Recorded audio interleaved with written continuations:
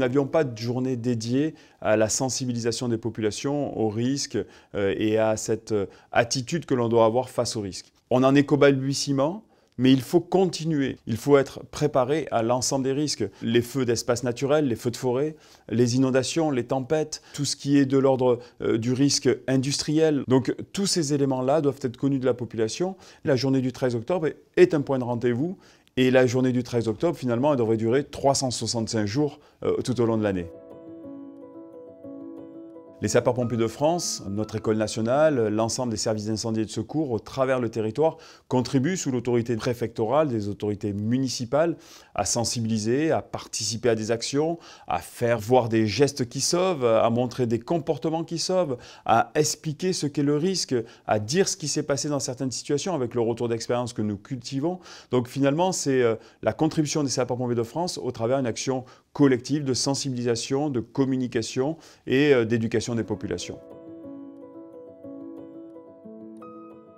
Le 13 octobre, c'est une journée où on peut être sensibilisé, où on peut s'informer, on peut cultiver justement cette culture du risque pour être plus performant, plus résilient. Mais c'est aussi une démarche parce que tout le monde peut contribuer à la sécurité civile en intégrant une association de sécurité civile, une réserve communale de sécurité civile, ou en venant rejoindre le rang des sapeurs-pompiers. Tout le monde peut être sapeur-pompier volontaire et donner du temps pour contribuer à être plus performant, plus résilient pour faire face à ce dérèglement climatique, à l'évolution des technologies et des risques industriels. Donc venez, rejoignez-nous, venez dans une association agréée de sécurité civile, venez chez les sapeurs-pompiers.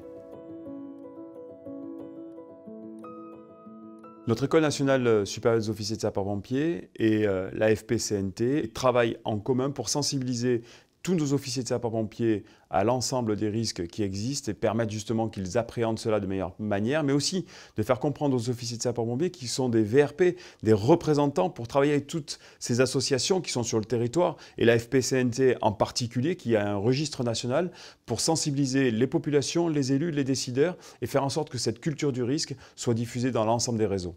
Ensemble, on est toujours plus fort et on va toujours plus loin. C'est grâce à cette synergie que nous réussirons non seulement à avoir la bonne attitude, mais qui plus est, à lutter efficacement.